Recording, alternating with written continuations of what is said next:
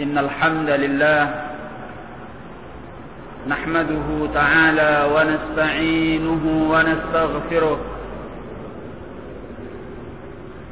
ونعوذ بالله من شرور أنفسنا وسيئات أعمالنا من يهده الله فلا مضل له ومن يضلل فلا هادي له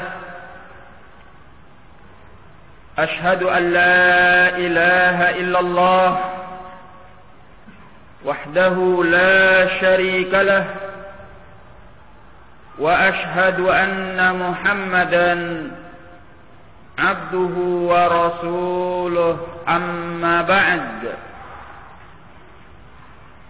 فيقول ربنا تبارك وتعالى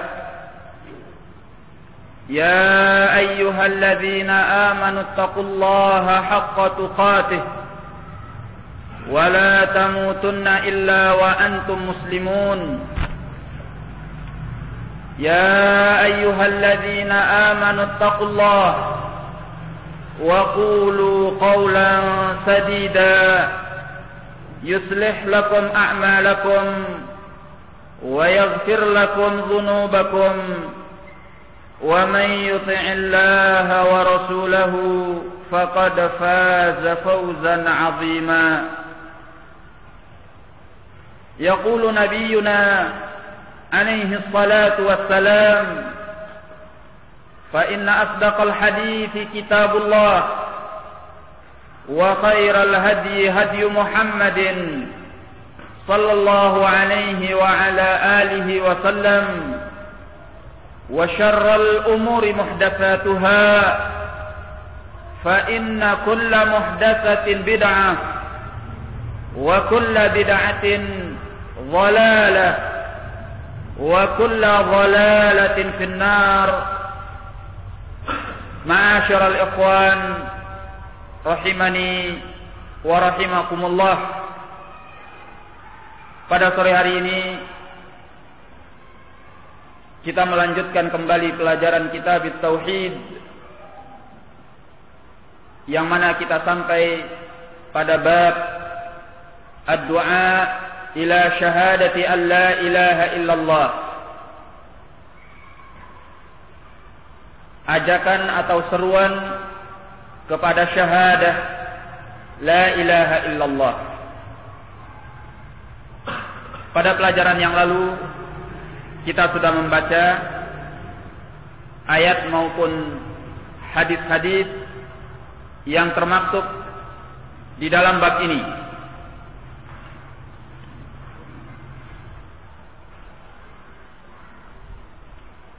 Kita sudah menjelaskan mengenai ayat yang dibawakan oleh Syekh Muhammad bin Abdul Wahhab, yaitu ayat yang ke-108 dari surah Yusuf. Firman Allah tabaraka wa ta'ala, "Qul hadhihi sabili ad'u ila Allah 'ala basirah ana wa man ittaba'ani wa subhanallahi wa ma ana minal musyrikin." Katakanlah, inilah jalanku yang aku berdakwah kepada Allah di atas ilmu. Aku demikian pula orang-orang yang mengikuti aku. Maha suci Allah, dan aku bukan termasuk dari orang-orang yang musyrik. Kemudian selanjutnya adalah hadis Abdullah bin Abbas, semoga Allah meridai keduanya, bahwasanya Rasulullah sallallahu alaihi wa ala alihi wasallam mengutus Mu'adz ke negeri Yaman. Beliau berkata, "Innaka ta'ti qauman min ahlil kitab." Sesungguhnya engkau mendatangi suatu kaum dari kalangan ahlil kitab.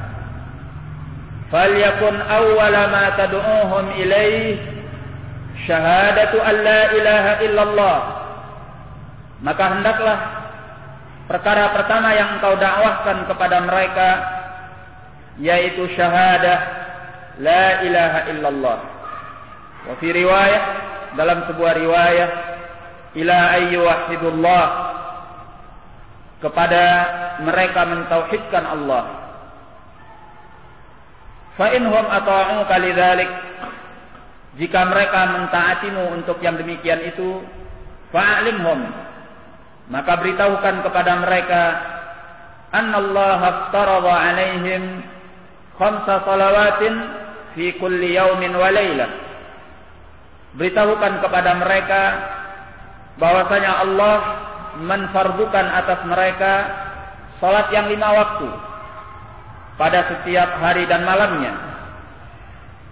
Fa inhum ata'uka lidzalik, jika mereka mentaatimu untuk yang demikian itu, fa'alimhum annallaha aftarada alaihim sadaqatan tu'khadhu min aghniyaihim faturaddu ala fuqaraihim, maka beritahukan kepada mereka bahwasanya Allah menfardukan atas mereka sebuah sedekah yang diambil dari orang-orang kaya mereka, kemudian diserahkan kepada orang-orang fakir mereka. Fa inhum ata'uka lidzalik, jika mereka mentaatimu untuk yang demikian itu, fa iyyaka wa qara'ima amwalihim, maka hindari olehmu harta-harta mereka yang berharga. Wattaqi da'watal mazlum, hindari olehmu doa orang yang terzalimi. Fa innahu laisa bainaha wa bainallahi hijab, karena tidak ada antara doa orang yang terzalimi dan antara Allah satu penghalang pun. Akhrajah, keduanya mengeluarkan hadis ini, yaitu Al-Bukhari dan Muslim. Hadis ini adalah dalil daripada sunnah yang menunjukkan dakwah kepada tauhid.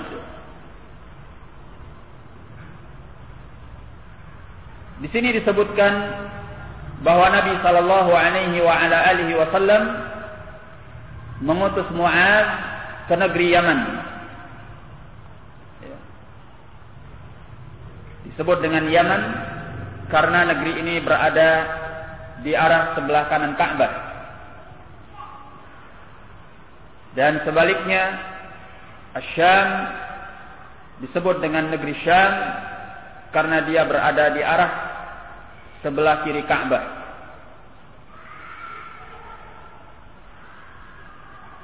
Nah, qala, Nabi berkata kepada Mu'adz, innaka ta'ti qauman min ahlil kitab, sesungguhnya engkau akan mendatangi suatu kaum dari kalangan ahlil kitab.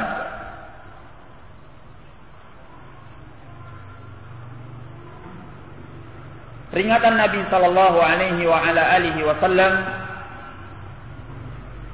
bahwa Mu'adz akan mendatangi suatu kaum dari kalangan ahlil kitab menunjukkan bahwa seorang da'i ilallah, seorang yang berdakwah kepada jalan Allah, hendaklah berilmu tentang kondisi-kondisi mad'unya. Ya. Di sini diterangkan oleh para ulama rahimahumullah bahwa seorang yang berdakwah kepada jalan Allah harus memiliki ilmu tentang 3 hal. Yang pertama, ilmu bima yad'u ilaih. Al-ilmu bima yad'u ilaih, mengilmui apa yang dia dakwahkan.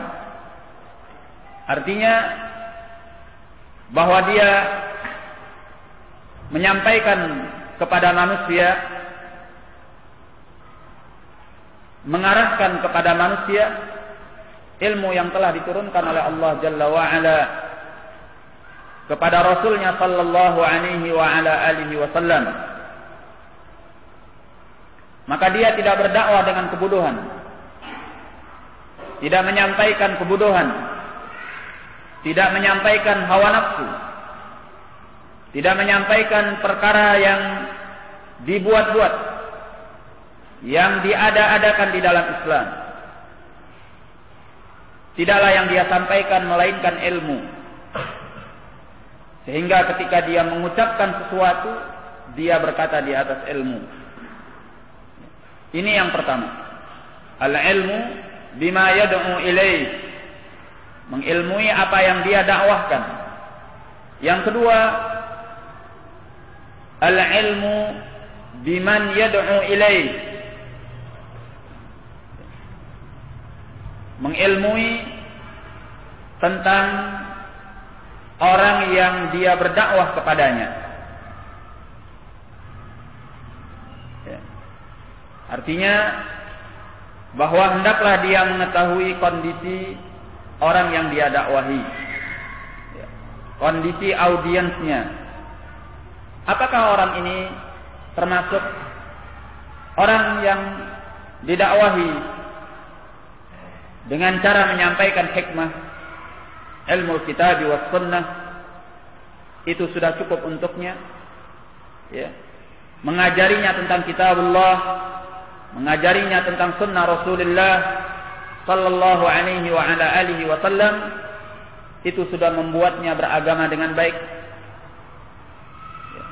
Atau orang yang dia dakwah ini butuh kepada at-targhib wa tarhib, butuh untuk diberi motivasi, disertai dengan kabar-kabar peringatan, sehingga melahirkan rasa takutnya kepada Allah dan membuatnya termotivasi kepada kebaikan, sehingga dia mengikuti apa yang disampaikan kepadanya.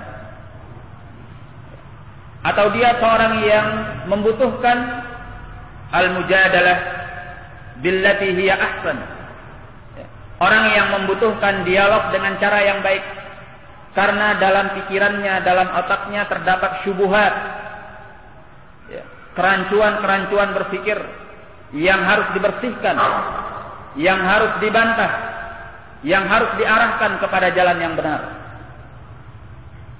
Ya. Maka seorang da'i ilallah, seorang yang berdakwah kepada jalan Allah, harus mengerti tentang kondisi-kondisi ini. Ya. Sehingga dia mendakwahi seseorang sesuai dengan keadaannya. Ya.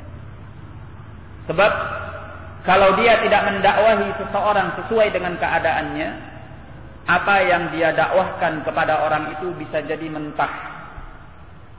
Kenapa? Karena dia menyampaikan dengan kondisi yang tidak tepat. Ya. Ini. Sehingga dinyatakan oleh Nabi sallallahu alaihi wa ala alihi wasallam, innaka ta'ti qauman min ahlil kitab.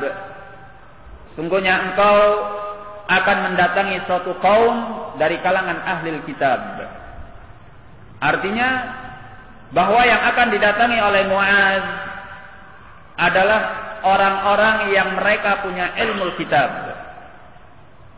Kitab suci yang dimaksud di sini adalah At-Taurah wal Injil. Berarti mereka adalah Al-Yahud wan Nasara. Yang dahulu mereka berjumlah mayoritas di negeri Yaman sebelum dakwatul Islam. Maka diingatkan oleh Nabi sallallahu alaihi wa ala alihi wasallam, engkau akan mendatangi suatu kaum dari kalangan ahli kitab. Artinya bahwa engkau harus mempersiapkan diri untuk menghadapi mereka. Karena mereka itu bukan musyrikun, bukan orang-orang musyrik yang tidak memiliki kitab samawi. Beda dengan ahlu Makkah. Ahlu Makkah haula musyrikun. Mereka adalah orang-orang musyrik yang tidak punya pegangan dari kitab suci. Sementara ini adalah ahlul kitab, Mereka punya kitab suci. Mereka bukan tidak berilmu. Mereka punya ilmu. Dan sekaligus mereka punya syubhat. Ya, mereka punya kerancuan-kerancuan yang dengannya mereka akan mengkaburkan permasalahan-permasalahan agama. Oleh karena itu Nabi sallallahu alaihi wasallam memperkenalkan Mu'adz kepada siapa yang akan dia dakwahi. Beliau menyatakan, innaka ta'ti qauman min ahlil kitab. Sungguhnya engkau akan mendatangi suatu kaum dari kalangan ahlil kitab. Kemudian yang ketiga yaitu al-ilmu bit-tariq al-musilati ila ma tad'u ilaih, ila ma yad'u ilaih. Mengilmui cara yang tepat yang akan menyampaikan kepada apa yang didakwahkan olehnya. Mengetahui cara yang tepat ya, untuk menyampaikan kepada ajaran yang didakwahkannya. Nah, jadi setelah dia memiliki ilmu tentang apa yang dia dakwahi, kemudian setelah dia tahu bagaimana kondisi orang yang dia dakwahi, yang ketiga adalah dia harus tahu cara bagaimana dia harus menghadapi orang-orang yang dia dakwahi ini. Apa yang perlu dia sampaikan? Apa yang perlu dia jelaskan? Bagaimana caranya? Ya. Maka seorang yang mengajak kepada jalan Allah harus mengerti tentang perkara ini. Ya. Ada yang dihadapi dengan cara menyampaikan al-hikmah, itu sudah cukup. Ya. Karena dia seorang muridun lil khair. Orang yang ada di hadapannya adalah seorang yang menginginkan kebaikan, cinta kepada kebaikan. Ya. Seorang yang taat kepada Allah dan Rasulnya. Sehingga yang bermanfaat kepadanya adalah ilmu tentang Alkitab was Sunnah. Tidak perlu dengan at-tarhib wa tarhib, kecuali sekali-kali waktu pada hal-hal yang tertentu.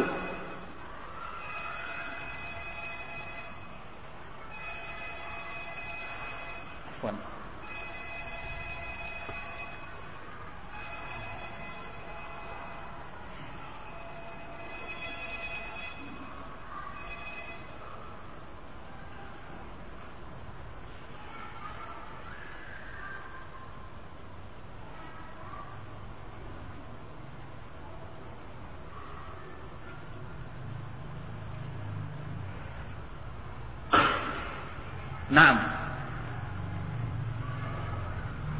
Ada pula yang perlu dihadapi dengan at-targhib wa tarhib.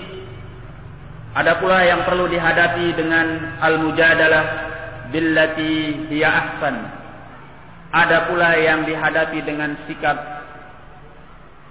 al-i'rab, ya, berpaling daripadanya. Ya. Dan menyerahkannya kepada orang yang berwenang seperti penguasa.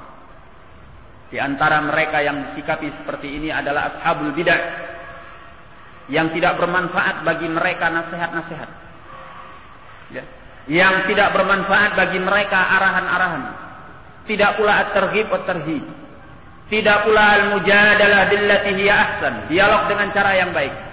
Yang manfaat untuk mengubahnya adalah tangan besi penguasa, seperti yang dilakukan oleh Umar ibn al-Khattab radhiyallahu anhu.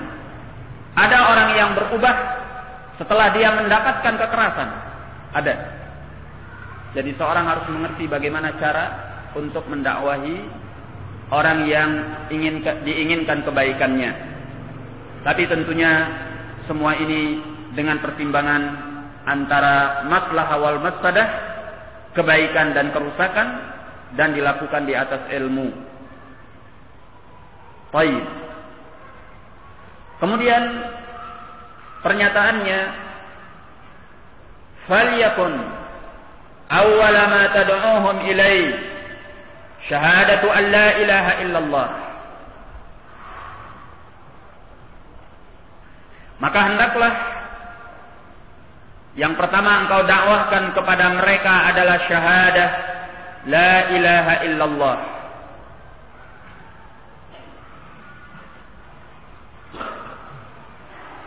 Ini adalah dalil yang menunjukkan kepada kita mengenai cara berdakwah kepada jalan Allah Tabaraka wa Ta'ala. Di sini Nabi sallallahu alaihi wa ala alihi wasallam setelah memperkenalkan kepada Mu'adz mengenai kondisi orang-orang yang didakwahi olehnya, bahwa mereka dari kalangan ahlul kitab. Sekarang Nabi sallallahu alaihi wa ala alihi wasallam mengarahkan dia kepada cara mendakwahi mereka. Apa kata beliau? Falyakun awwala ma tad'uuhum ilaih syahadatu an la ilaha illallah. Maka hendaklah yang pertama engkau dakwahkan kepadanya adalah syahadah la ilaha illallah. Wa fi riwayatin ila ayyuhizullah, dalam sebuah riwayat kepada mereka mentauhidkan Allah. Nah, mereka ahlul kitab bukan mereka tidak mengilmui tentang la ilaha illallah, bahwa tidak ada yang berhak diibadahi kecuali Allah. Cuma pada diri mereka terdapat asyubuhat, kerancuan-kerancuan yang telah dilakukan oleh para pembesar-pembesar dan tokoh-tokoh agama mereka. Ya. Sehingga dengan demikian mereka mengilmui tauhid, tetapi mereka tidak mengamalkannya. Ya. Jikalau seandainya mereka mengamalkan tauhid, maka tidak dibutuhkan mereka untuk didakwahi oleh Mu'adz. Maka Nabi sallallahu alaihi wa ala alihi wasallam mengutus Mu'adz untuk mengajak kepada tauhid dan mengamalkan tauhid. Ya. Sebab mereka ini adalah orang-orang yang menyekutukan Allah Tabaraka wa Ta'ala dengan makhluknya. Al-Yahud, mereka menyatakan bahwa Uzair adalah ibnullah. Ya. Sementara An-Nasara mengatakan apa? Isa adalah ibnullah. Terkadang mereka menyatakan Isa adalah Allah itu sendiri. Baik. Ini juga merupakan dalil bahwasanya yang pertama disampaikan dalam dakwah adalah perkara tauhid. Sehingga ikhwani fiddin rahimani wa rahimakumullah, berulang kali kita sampaikan betapa butuhnya kita untuk serius dalam perkara tauhid. Karena ini adalah perkara yang paling penting sehingga dikedepankan oleh Nabi sallallahu alaihi wa ala alihi wasallam. Semua ilmu yang lain di dalam Islam keutamaannya setelah tauhid, kepentingannya setelah tauhid. Yang paling penting, yang paling utama, yang paling inti, yang paling pokok, yang paling mendasar, yaitu ilmu at-tauhid. Bagaimana tidak? Karena di dalam tauhid itu yang dipelajari adalah tentang Allah, seutama-utama zat. Ya. Mengenai Allah Tabaraka wa Ta'ala yang maha agung, yang maha mulia, yang maha segalanya dengan sempurna. Maka mengilmui tentang Allah adalah perkara yang paling penting dan yang paling wajib.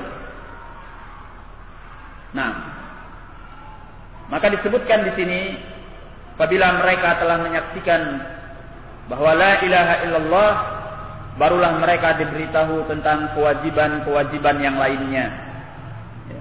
Syahadah la ilaha illallah ini bukan hanya sekedar memberitakan atau bersaksi. Memang artinya syahadah la ilaha illallah yaitu mempersaksikan bahwa tidak ada sembahan yang berhak diibadahi kecuali Allah. Tapi persaksian di sini tidak cukup hanya dengan memberitakan saja, ya, atau meyakini saja, tapi harus diucapkan.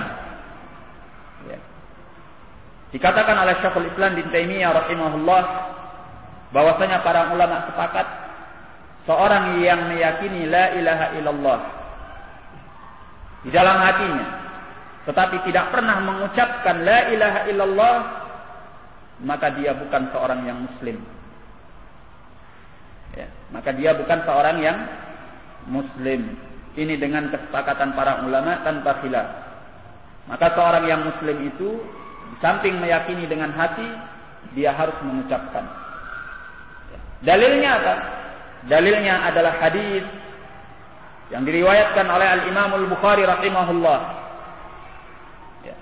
Mengenai peristiwa bagaimana Nabi sallallahu alaihi wa ala alihi wasallam ketika mengajak pamannya untuk masuk ke dalam Islam. Apa kata Nabi? Qul ya ammi la ilaha illallah. Katakanlah wahai pamanku la ilaha illallah. Beliau mengajak pamannya masuk ke dalam Islam dengan mengucapkan qul, artinya katakanlah la ilaha illallah. Jadi tidak cukup hanya meyakini saja. Ya. Kalau hanya sekedar meyakini, maka sesungguhnya Abu Thalib itu diriwayatkan dari beliau ya, dalam sebagian riwayat di mana dia mengucapkan abyat syi'riyah yang mengungkapkan isi hatinya bahwa dia meyakini kebenaran agama Muhammad sallallahu alaihi wasallam. Tapi dia tidak pernah mau mengucapkan la ilaha illallah. Maka Abu Thalib meninggal dalam keadaan sebagai seorang yang kafir kepada Allah dan Rasulnya. Baik, ini hadis Abdullah bin Abbas. Kemudian kita berpindah kepada hadis yang berikutnya. Qala walahuma an Sahl bin Sa'd anna Rasulullah sallallahu alaihi wa ala alihi wa sallam qala yauma Khaibar. Dan bagi keduanya, siapa keduanya di sini? Al-Bukhari dan Muslim. Dari Sahal bin Sa'ad As-Sa'idi radhiyallahu an, bahwasanya Rasulullah sallallahu alaihi wa ala alihi wasallam bersabda pada hari Khaibar, la u'tiyanna ar-rayata ghadan rajulan yuhibbullaha wa rasulahu. Niscaya aku akan memberikan bendera pada keesokan hari kepada seseorang yang dia mencintai Allah dan Rasulnya. Wa yuhibbuhu Allah wa rasuluh. Dan Allah beserta Rasulnya mencintainya. Yaftahu Allah ala yadayhi. Allah akan memberikan kemenangan melalui kedua tangannya. Ini menunjukkan bahwasanya orang yang akan diserahkan oleh Nabi sallallahu alaihi wa ala alihi wasallam, bendera yang beliau maksud adalah seorang yang mulia. Seorang yang dinyatakan oleh Nabi yuhibbullaha wa rasulah wa yuhibbuhullahu wa rasuluh. Dia mencintai Allah dan Rasulnya, Allah dan Rasulnya juga mencintai dia. Ya. Berarti orang ini bukan orang sembarangan. Orang yang mulia, orang yang utama. Orang yang menjadi kecintaan Allah tabaraka wa ta'ala dan Rasulnya sallallahu alaihi wa ala alihi wasallam. Ar-raya di sini kalau diterjemahkan dalam bahasa kita adalah bendera. Tapi yang dimaksud adalah bendera perang, ya, bendera perang yang ada di tangan pimpinan pasukan perang untuk menunjukkan keberadaannya. Ya, maka ini disebut dengan raya. Jadi dahulu dalam peperangan setiap pimpinan pasukan ya, itu memiliki bendera untuk memberitahukan kepada anak buahnya atau kepada bala pasukannya tempat yang dia berada di sana. Sehingga ketika pasukannya melihat bendera itu, dia tahu bahwa di sanalah pimpinannya. Ini disebut dengan ar-rayah, ya, bendera. Ghadan, pada keesokan hari, rajulan yuhibbullaha wa rasulah wa yuhibbuhullahu wa rasuluh. Pernyataan ini menunjukkan bahwa Allah tabaraka wa ta'ala memiliki sifat al-mahabbah, sifat mencintai. Ya. Sebagian orang menolak, atau sebagian ahlul bidah menolak Allah mempunyai sifat mencintai, dengan alasan bahwa sifat mencintai itu mengandung syahwat dan hawa nafsu. Dan maha suci Allah dari yang demikian ini. Baik, sehingga dia menolak Allah mempunyai sifat mencintai. Wa hadza laisa bisahih. Ini adalah perkara yang tidak benar. Karena Allah dan Rasulnya menetapkan Allah memiliki sifat mencintai. Di dalam Al-Quran Allah menetapkan Allah memiliki sifat mencintai. Ya. Allah menyatakan di dalam surah Al-Maidah, "Fasawfa ya'tillahu biqaumin yuhibbuhum wa yuhibbunah." Ya. Allah akan mendatangkan satu kaum yang Allah mencintai mereka dan mereka mencintai Allah. Di dalam sunnah, di antaranya hadis ini menyatakan wa yuhibbuhullahu wa rasuluh. Allah dan Rasulnya mencintai dia. Adapun pernyataan bahwa rasa cinta itu mengandung syahwat dan hawa nafsu, tidak semuanya demikian. Ya. Justru di sana ada makna yang umum yang ditunjukkan oleh sifat cinta, yaitu makna at-tawafuq. Ya, saling cocok, saling sesuai, saling gandrung. Ya. Dan ini yang ada pada Allah tabaraka wa ta'ala dengan makhluknya dan sebaliknya. Dan tentunya cinta Allah tidak seperti cinta makhluknya. Cinta Allah itu adalah cinta yang sempurna. Nah, dan tidak selalu yang namanya cinta itu disertai dengan syahwat dan hawa nafsu. Sebagai contoh, ketika kita mencintai orang tua kita, apakah kita mencintai mereka dengan syahwat dan hawa nafsu? Apa jawaban kita? Tidak. Iya. Tidak mungkin kita mencintai orang tua kita dengan syahwat dan hawa nafsu. Ini di kalangan makhluk. Bagaimana antara Allah dengan makhluknya? Baik. Qala yabtahullahu ala yadayhi. Allah memberikan kemenangan melalui kedua tangannya. Ini menunjukkan bahwa kemenangan yang diberikan oleh Allah mesti ada sebab. Ya.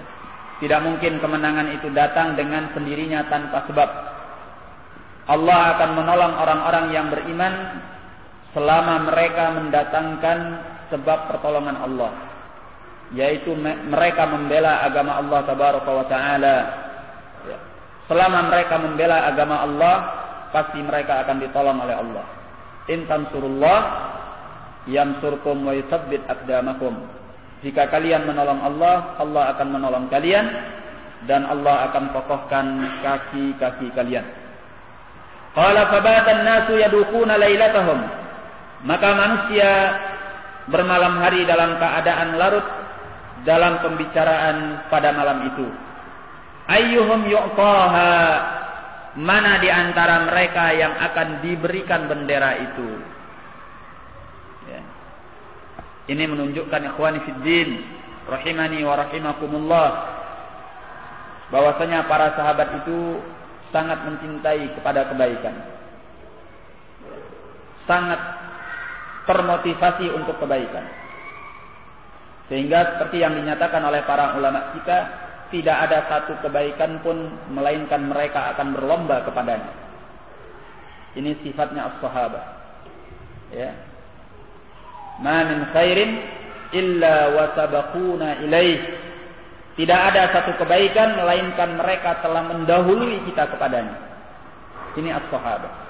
tatkala Nabi sallallahu alaihi wasallam mengkabarkan ada orang yang akan diberikan bendera, ya, yang dia mencintai Allah dan Rasulnya mencintai dia, maka mereka larut membicarakan siapa orang yang akan diberikan di antara mereka, ya. Dan seperti yang disebutkan selanjutnya, kulluhum yarju ayyuqaha, semua mereka berharap kalau dia yang diberikan bendera itu, ya. Apakah yang membuat para sahabat Nabi sallallahu alaihi wasallam berlomba-lomba untuk mendapatkan bendera itu? Karena mereka menginginkan jabatan, menginginkan sebagai pimpinan pasukan, ya, atau karena sifat yang telah disebutkan oleh Nabi, yaitu sifat mencintai Allah dan Rasulnya dan dicintai oleh Allah dan Rasulnya, ya.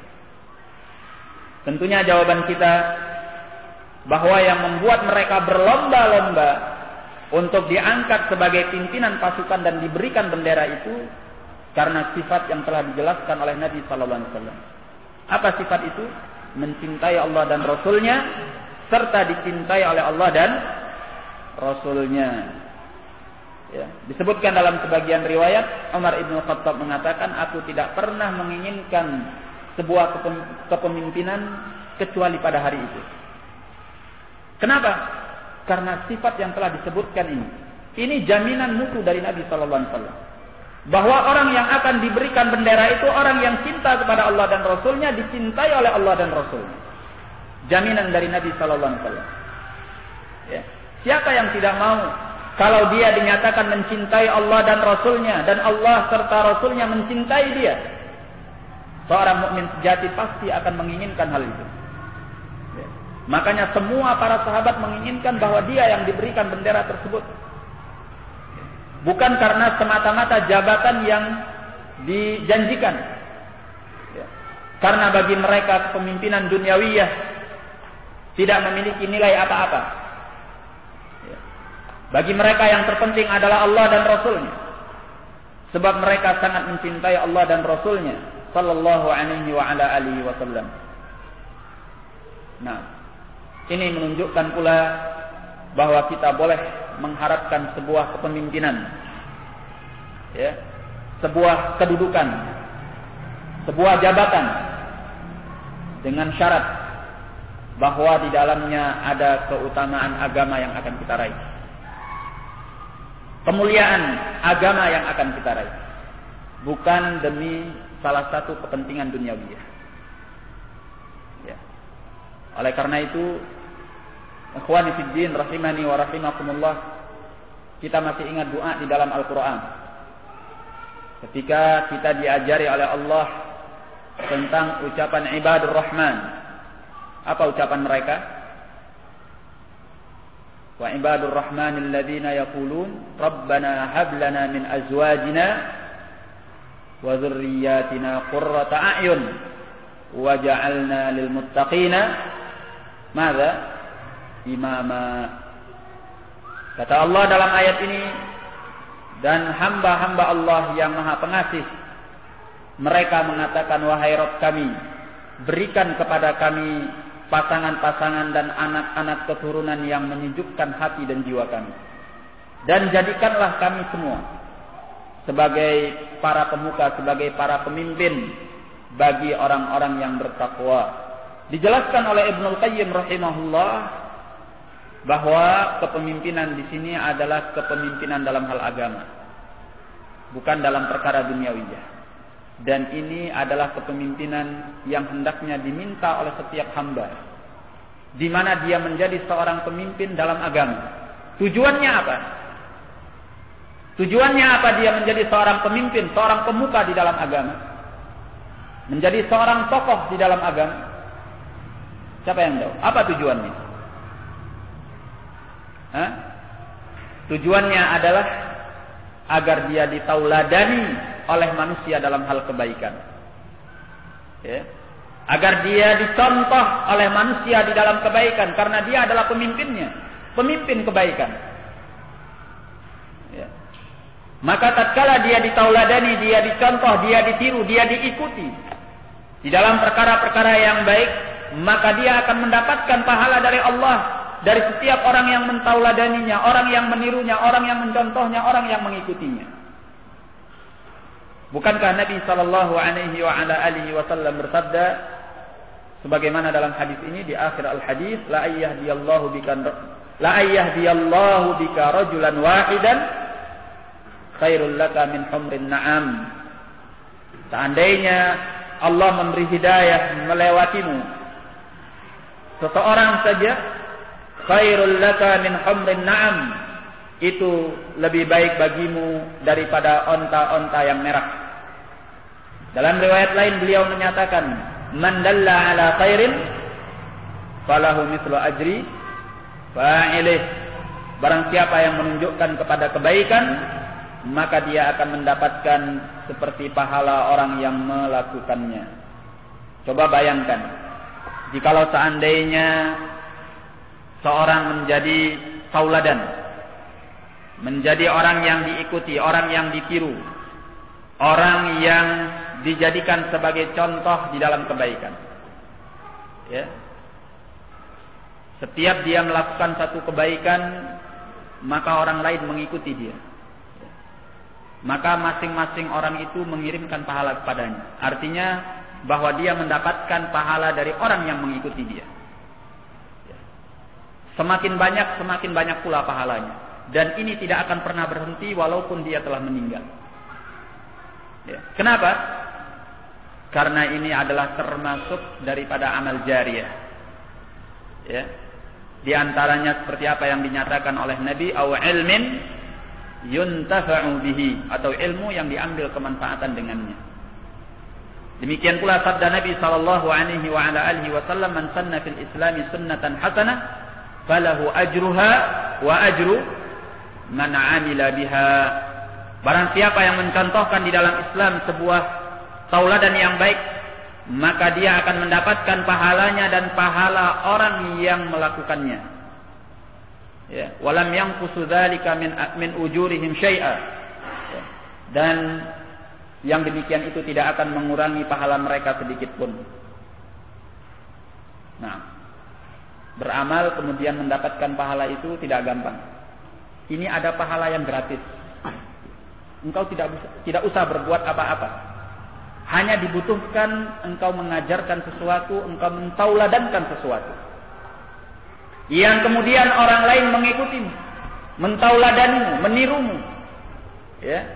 Maka setiap orang yang melakukan amalan itu, engkau mendapatkan aliran pahalanya, bonus pahala gratis. Ya. Misalnya engkau mengajarkan kepada satu orang, ya, dan kemudian ternyata orang ini mengajarkannya kepada sekian orang, ya, maka semua itu akan datang pahalanya kepadamu. Inilah kemuliaan, keutamaan di dalam seorang menjadi pimpinan agama, tokoh agama. Ya. Al-imamah fid din. Makanya kita diajari oleh Allah tabaraka wa taala, semoga kita dijadikan oleh Allah pimpinan di dalam agama kita, pimpinan bagi orang-orang yang bertakwa. Maksudnya adalah kita bisa meraih dan meraup keuntungan pahala yang sebesar-besarnya. Nah, barakallahu fikum. Kemudian menyatakan, aina Ali bin Abi Thalib? Di mana Ali bin Abi Thalib? Faqila huwa yashtaki ainai. Maka dijawab, beliau sedang mengeluhkan sakit kedua matanya. Fa arsalu ilaihi fa utiya bihi. Maka mereka mengutus utusan kepadanya dan beliau didatangkan. Fa basaqa fi ainai. Maka beliau meludahi, ya, meludahi dengan sedikit air ludah fi ainai, pada kedua matanya, yakni pada kedua mata Ali bin Abi Thalib. Ini disebut dengan mukjizat, ya, mukjizat Nabi sallallahu alaihi wasallam. Apa hikmah daripada mukjizat yang diberikan kepada Nabi sallallahu alaihi wasallam? Hikmahnya adalah diantaranya menunjukkan kebenaran Nabi sallallahu alaihi wasallam bahwa beliau adalah utusan Allah. Sehingga sesuatu yang di luar batas kemampuan manusia biasa itu bisa terjadi dengan seizin Allah karena mukjizat yang diberikan oleh Allah kepada seorang nabi atau kepada seorang rasul.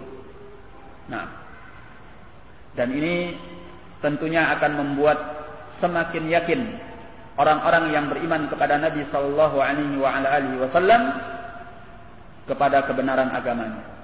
Sebab beliau sebelumnya bukan seorang dukun, bukan seorang peramal, bukan seorang tukang tenun, sehingga menggunakan bantuan-bantuan jin untuk melakukan perkara-perkara di luar batas kemampuan manusia biasa. Ya, beliau tidak dikenal dengan itu sebelumnya. Ya. Maka tatkala ini terjadi, ini menunjukkan bahwa pertolongan dari Allah Tabaraka wa Ta'ala, yang menunjukkan pula kebenaran beliau alaihi salatu wassalam. Apakah kita bisa melakukan ini untuk mengobati orang? Jadi kalau ada orang yang sakit matanya, disembur gitu. Pur. Ya. Bisa. Kalau sakit matanya adalah penyakit ngantuk dalam itu. Ya, kalau ada yang mau disembur, sini tak sembur. Sembuh insyaallah. Tapi kalau penyakit matanya adalah gangguan kesehatan matanya, ini tentu tidak bisa dilakukan kecuali oleh seorang yang mendapatkan mukjizat, seorang nabi yang mendapatkan mukjizat, ya. Atau mungkin ada karamah dari Allah Tabaraka wa Ta'ala bagi seorang wali dari wali-wali Allah dengan seizinnya dan tanpa disengaja. Wada'alahu, dan beliau mendoakan kebaikan untuknya. Fabara'a ka'an lam yakun bihi wajah. Maka Ali bin Abi Thalib sembuh seolah-olah tidak ada penyakit pada beliau. Subhanallah. Ya, dalam sekejap. Ya, sekali sembur langsung sembuh. Ya, seolah-olah tidak merasakan sakit apa-apa dan tidak ada bekasnya. Nah, luar biasa. Fa'atahu raya. Maka beliau diberikan bendera itu. Faqala unfuz ala rislik hatta tanzila bi sahatihim. Berjalanlah engkau perlahan-perlahan hatta tanzila bi sahatihim, sampai engkau sampai di halaman negeri mereka. Ya.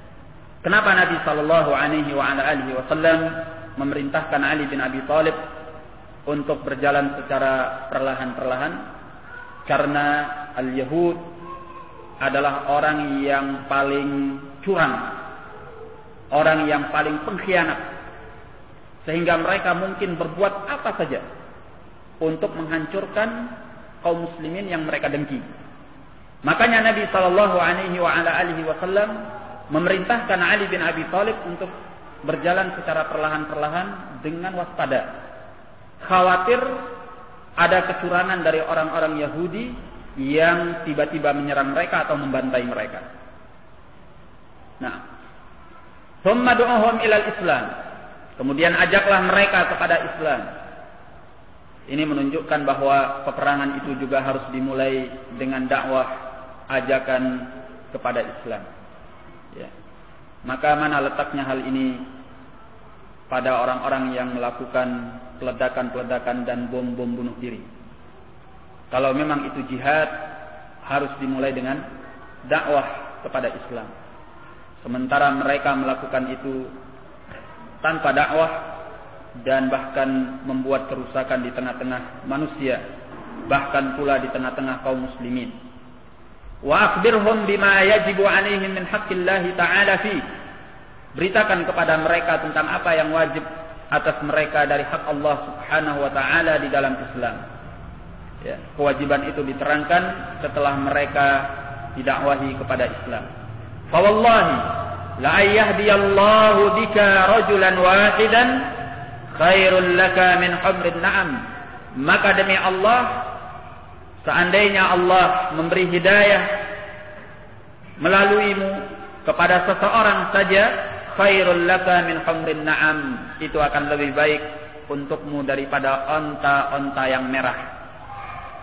Ini adalah gambaran dari harta yang berharga di kalangan mereka pada waktu itu. Nah, maka hadis ini saya kira cukup. Kita sudahi pelajaran kita. Wabillahi taufiq wal hidayah. Assalamualaikum warahmatullahi wabarakatuh.